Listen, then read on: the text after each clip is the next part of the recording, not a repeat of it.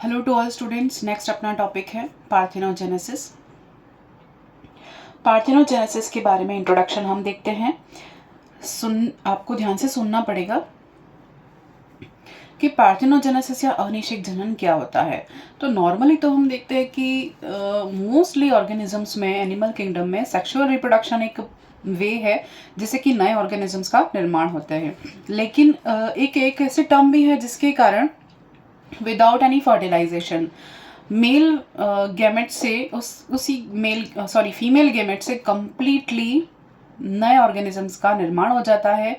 तो एंटायरली क्या होगा, फीमेल बॉडी से एक कंप्लीट न्यू ऑर्गेनिजम्स का निर्माण हो जाना, ये रिप्रोडक्शन क्या कहा जाता है, पार्थेनोजेनेसिस रिप्रोडक्शन कहा जाता है।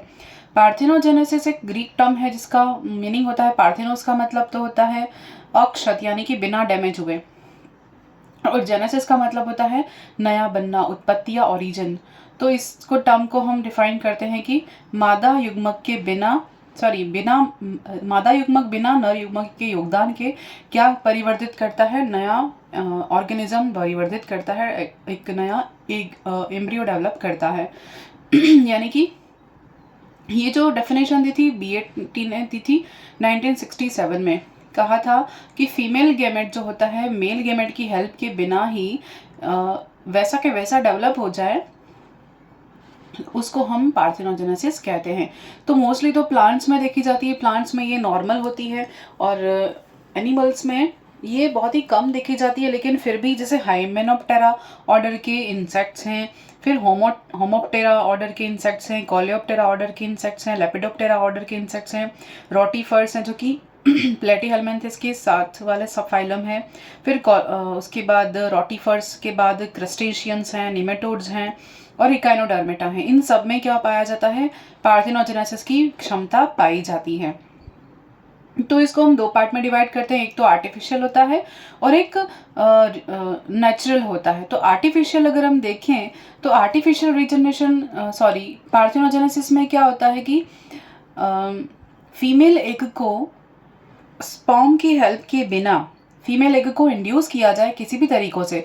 वो तरीके अलग अलग हो सकते हैं, जैसे कि केमिकल इंड्यूस किया जाए, फिर स्पर्म की एंट्री से कोई स्टिमुलेशन दिया जाए यानी कि एंजाइम्स या हार्मोन्स का स्टिमुलेशन दिया जाए, उसके बाद फिजिकल स्टिमुलेशन दिया जाए यानी कि टेम्परेचर में वृद्धि करके, फिर ऑस्मोटिक प्रेशर में वृद्धि करके इस तरह से फिजिकल स्टिमुलस दिए जाएं या मैकेनिकल स्टिमुलस दिए जाएं, जैसे कि निडल के द्वारा एग को स्टिमुलेट किया जाए।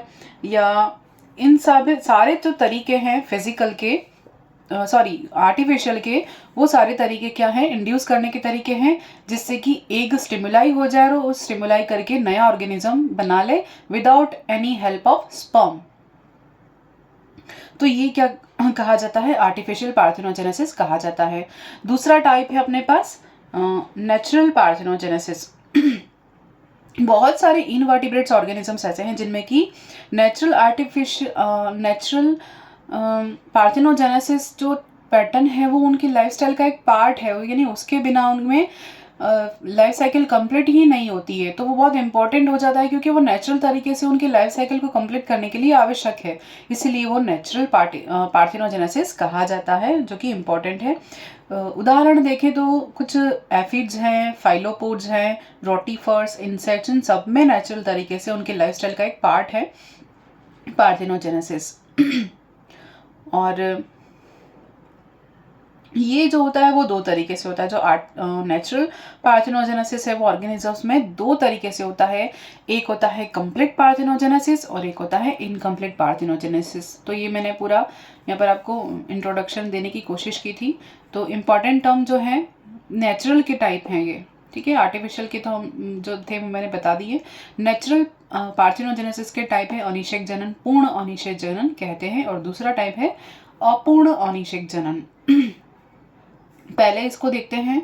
देखिए इसमें parthenogenesis is only method of reproduction, यानी कुछ ऐसे जीव जिनमें रिप्रोडक्शन का केवल एक ही मेथड पाया जाता है, कोई ऑब्लिक या हम कह सकते हैं ऑब्लिगेशन, या हम कहेंगे इसको कोई अदर हमारे पास ऑप्शन नहीं है।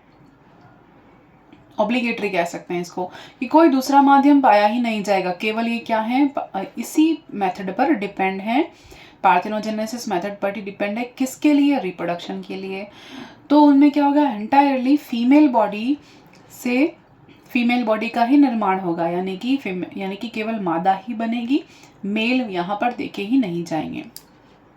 एग्जाम्पल अगर देखिए कि लेसर्टा जो है एक लिजार्ड है, फिर है कार्सियस है, फिर ऑरिटस है, फिर गिबेली ऑफ फिश है, ये सब क्या है एग्जाम्पल है किसके, कंप्लीट पार्थेनोजेनेसिस के, यानी कि इनमें जंतुओं में सिर्फ अनिषेक जनन द्वारा ही जनन होता है, इनमें नर जंतु पाया ही नहीं जाता, यानी मेल तो यहाँ होते ही नहीं है, सिर्फ फीमेल ही होती हैं, और फीमेल ही फीमेल को जनरेट करती हैं। जो मादा होती है वो अंडे देंगी और बिना निषेचन के ही वो परिवर्तित होकर फीमेल को जन्म देते हैं। इस प्रकार इनमें अनिषेक जनन द्वारा ही जाति की वृद्धि होती है, और यह एक विशेष प्रकार का प्रजनन का तरीका है जिसमें आनुवांशिक पदार्थ का क्या होगा, आदान प्रदान होगा, लेकिन जीन्स का विनिमय नहीं होता। क्या नहीं होगा, यानी कि यहाँ पर क्रॉसिंग ओवर जैसी कोई व्यवस्था नहीं होगी, जीन का विनिमय नहीं होगा, क्योंकि यहाँ पर क्रॉस हो ही नहीं रहा है। तो जैसी मतलब फीमेल है बॉडी है, वैसे की वैसी उसकी यानी मदर बॉडी के समान ही उस बेबी की भी बॉडी होगी, यानी कि पूरा की पूरा सेम पैटर्न चलेगा।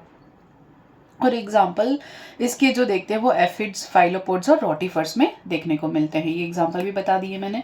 अब है इनकम्प्लीट पार्थेनोजेनेसिस, अपूर्ण अनिषेक जनन। इनमें क्या होगा कि जीवन में एक बार तो सेक्सुअल रिप्रोडक्शन होगा और एक बार क्या होगा, असेक्सुअल रिप्रोडक्शन यानी कि पार्थेनोजेनेसिस होगा, यानी कि इनमें दो तरह के पैटर्न्स पाए जाएंगे, लैंगिक अवस्था भी दिखेगी और अलैंगिक अवस्था भी दिखेगी। तो इसको भी दो पार्ट में डिवाइड किया है, साइक्लिक और यहाँ पर मैनी पार्थेनोजेनेटिक इवेंट्स, चक्रीय और अचक्रीय बोल सकते हैं हिंदी में, साइक्लिक और नॉन साइक्लिक हम कह सकते हैं। तो साइक्लिक में देखते हैं सबसे पहले कि इस तरह के पार्थेनोजेनेसिस की प्रोसेस में क्या होगा कि सेक्सुअल रिप्रोडक्शन होगा एक फेज में, फिर दूसरे फेज में पार्थेनोजेनेसिस होगा, फिर सेक्सुअल रिप्रोडक्शन होगा, फिर पार्थेनोजेनेसिस होगा, फिर सेक्सुअल रिप्रोडक्शन होगा, फिर पार्थेनोजेनेसिस होगा। तो ये सिक्वेंशियली यहाँ पर जैसा चलता ही रहता है। तो साइकिल के फॉर्म में एक बार सेक्सुअल, एक बार पार्थेनो, एक बार सेक्सुअल, एक बार पार्थेनो, इस तरह से ये चलता रहता है।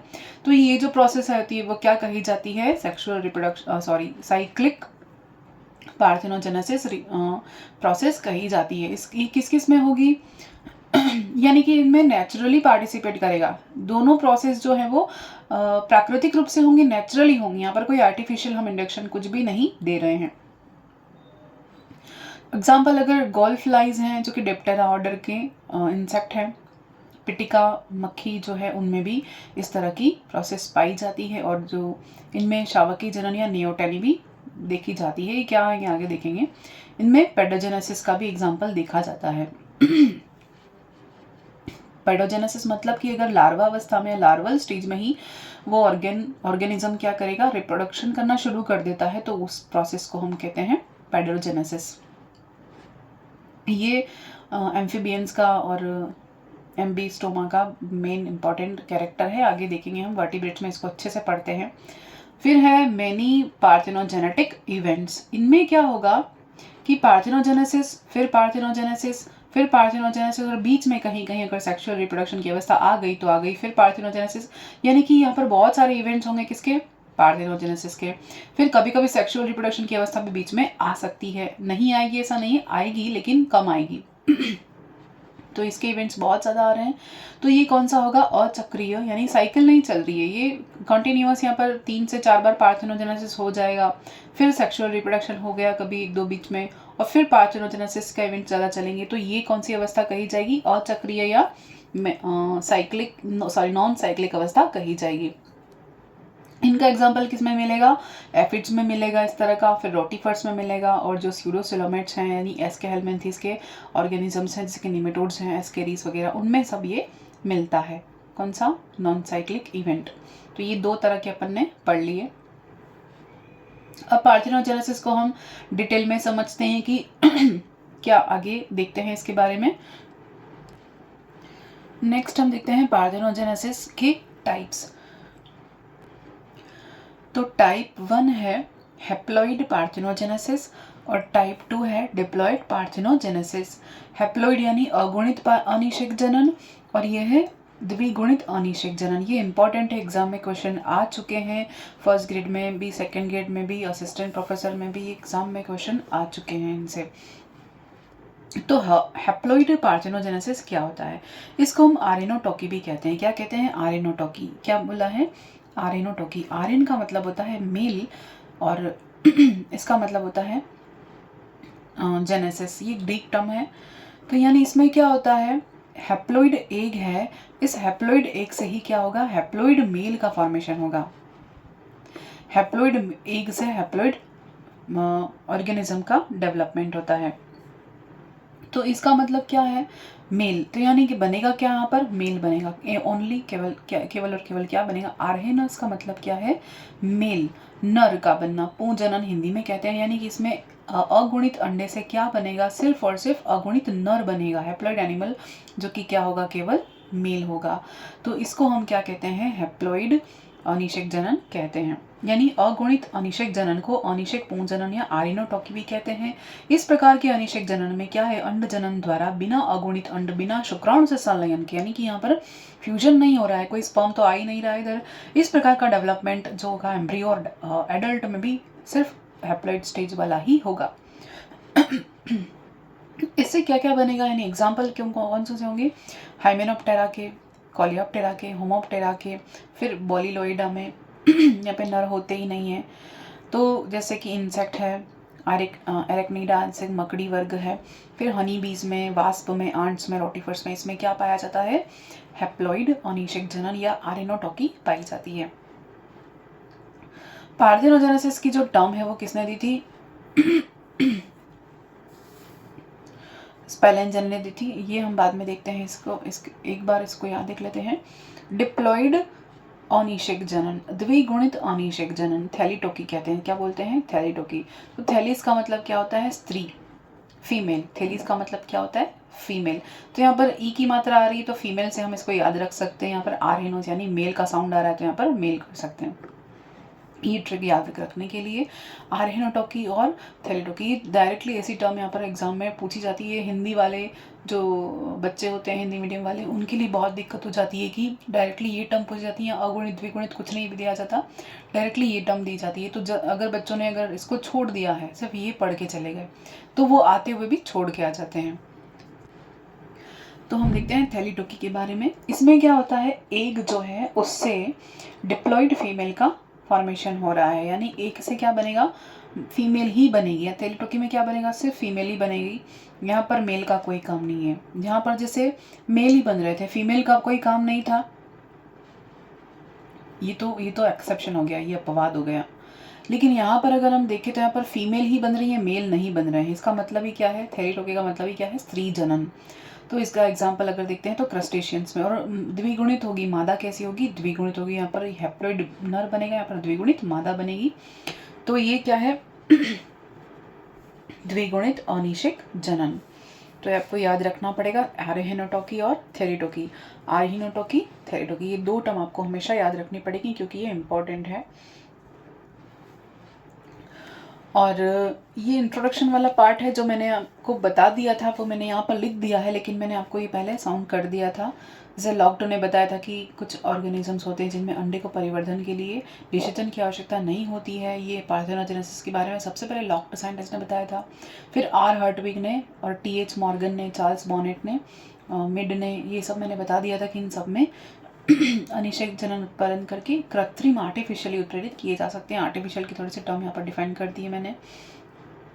उसके बाद अब हम इसको डिटेल करें तो इसमें क्या होता है, ये फिर से एक बार सुन लो कि द्विगुणित अनिषेक जनन में जो एम्ब्रियो है वो द्विगुणित और अनिषेचित अंड से परिवर्तित होता है। किससे, क्योंकि डिप्लॉइड फीमेल से जनरेट हो रहा है और इसमें अंडे में गुणसूत्र द्विगुणित अवस्था में रेस्टिट्यूशन फॉर्म में चला जाता है या ऑटो फर्टिलाइजेशन द्वारा पोलर बॉडीज बनते हैं। और एनिमल किंगडम में द्विगुणित अनिषेक जनन कई जंतु में पाया जाता है, जैसे एफिड्स में, डेफनिड्स में, फिलोक्सेरेंस में, ऑस्ट्रेकोड्स में, सब में, और कभी कभी फिलोपोड्स, आर्थोप्टेरन्स, लेपिडोप्टेरन्स, निमेटोड्स, इकाइनोडर्मेटा और इनमें भी देखा जाता है थैलीटोकी को।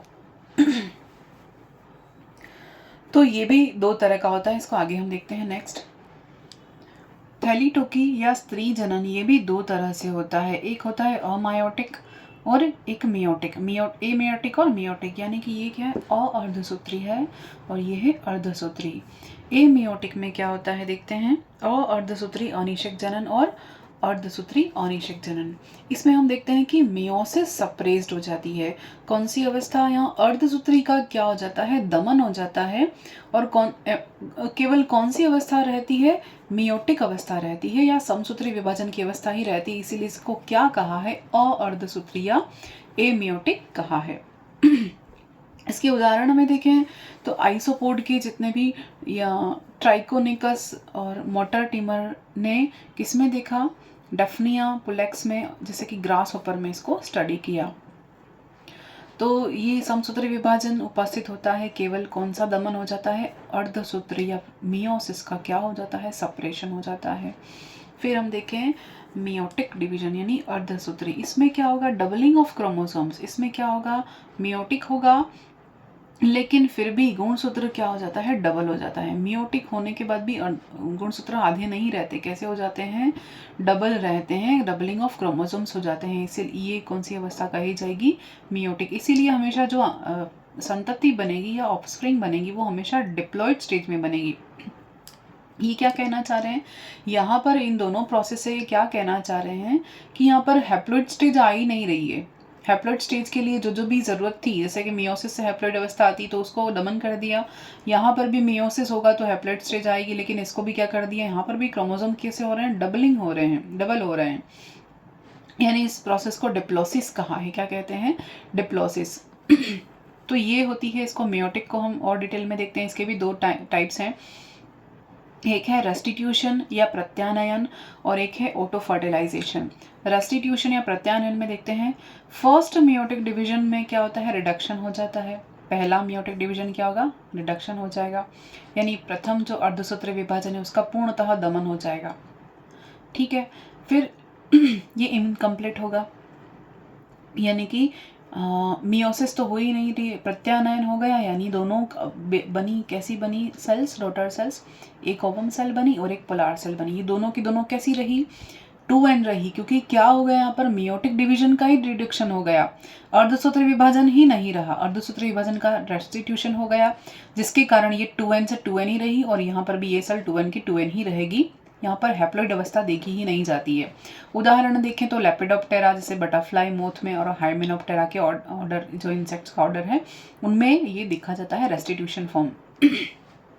नेक्स्ट हम देखें तो ऑटो फर्टिलाइजेशन या आत्मनिषेचन की अवस्था। इसमें क्या होगा, egg fused with polar body.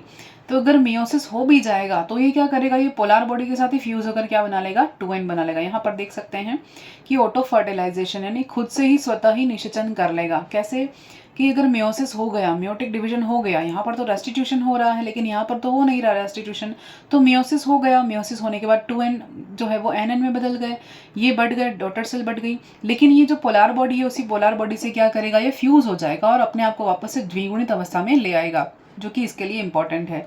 तो अपना रिजल्ट फॉर्म क्या दे रही है, 2n, जो कि द्विगुणित नाम ही है थैलीटोकी का, द्विगुणित अनिषेक जनन। यानी अंडाणु कोशिका ध्रुवीय काय से संलग्न हो जाती है। जैसे एग्जांपल देखें तो आर्टिमिया सेलाइना में, आर्टिमिया सेलाइना समुद्री क्रस्टेशियंस है, इसमें क्या होता है, लवण की अत्यधिक मात्रा होती है, इसके कारण आत्मनिषेचन द्वारा द्विगुणित अवस्था वापस प्राप्त हो जाती है। तो ये क्या था, ऑटो फर्टिलाइजेशन, जो किसका टाइप है, मियोटिक थैलीटोकी का टाइप है। मियोटिक थैलीटोकी किसका टाइप है, थैलीटोकी का या स्त्री जनन का टाइप है। थैलीटोकी किसका टाइप है, नेचुरल पार्थेनोजेनेसिस का टाइप है।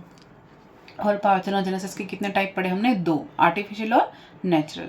और पार्थेनोजेनेसिस क्या होता है, विदाउट स्पर्म की हेल्प के जो एग है वो डायरेक्टली न्यू ऑर्गेनिज्म में डेवलप हो जाता है, तो उसको हम पार्थेनोजेनेसिस कहते हैं। तो ये पार्थेनोजेनेसिस आपका यहाँ पर कंप्लीट हो जाता है। इसमें कोई भी डाउट हो तो आप बता सकते हैं। Thank you. ये यहाँ पर कुछ सेम नोट्स हैं, यहाँ पर सेम ही हैं जो मैंने अभी पहले बताया। नेचुरल के टाइप हैं और आर्टिफिशियल के टाइप हैं। कंप्लीट इनकम्प्लीट जो टाइप मैंने बताया वही सारे हैं। और यहाँ पर हनी बी का अगर हम देखें एग्जांपल, ये हैप्लॉइड या आर्एनए का एग्जांपल, कि यहाँ पर क्या हो रहा है, ड्रोन है जो कि स्पर्म रिलीज करेगा स्पर्मेटोजेनेसिस के थ्रू। फिर यहाँ पर oogenesis के थ्रू क्वीन क्या करेगी, 2n यहाँ पर डिप्लॉइड स्टेज में रहेगी और मियोसिस के थ्रू ये n फॉर्मेशन करेगी। तो अगर इस n से यानी कि इसी n से क्या होगा, पार्थेनोजेनेसिस प्रोसेस के थ्रू एम्ब्रियो बन गया, तो ये क्या बनाएगा, n यानी कि हैप्लॉइड ड्रोन बनाएगा। और अगर इस स्पर्म का और इस वाले n का ओवम का फर्टिलाइजेशन हो जाता है तो ये क्या बना देगा, जाइगोट बना देगा, और जाइगोट क्या बना देगा, एम्ब्रियो बना देगा। तो ये क्या बनाएंगे, 2n एम्ब्रियो बनेगा और इससे बनेगा लार्वा। और जब इस लार्वा या इस जो बना उसको हमने रॉयल जेली खिलाई तो वो क्या बन जाएगी, क्वीन बन जाएगी। इसको रॉयल जेली जिसको खिलाएंगे वो क्या बन जाएगी, क्वीन बन जाएगी। और जिसको रॉयल जेली नहीं मिली वो क्या बनेगी, वर्कर बनेगी। लेकिन ये दोनों कैसे होंगे, 2n होंगे, और ड्रोन कैसा होगा, n होगा। तो ये ध्यान में रखना है, ये 2n होंगे दोनों, और ये कैसा होगा, n होगा, यानी हैप्लॉइड होगा। तो ये हैप्लॉइड या ड्रोन बन कैसे रहे हैं, हैप्लॉइड या ड्रोन बन किससे रहे हैं, क्वीन में जब मेयोसिस होगा, क्वीन के ओवम में जब मेयोसिस होगा और मेयोसिस के बाद पार्थेनोजेनेसिस प्रोसेस के थ्रू वो डायरेक्टली ड्रोन में कन्वर्ट हो जाएगा। और जब इन दोनों का फर्टिलाइजेशन हो जाएगा तब ये 2n वाली ये क्वीन बनाएंगी और एक या तो वर्कर बनाएंगी। तो ये प्रोसेस किसकी है, हैप्लॉइड की या आर्एनओटोकी की एग्जाम्पल हमने देखा।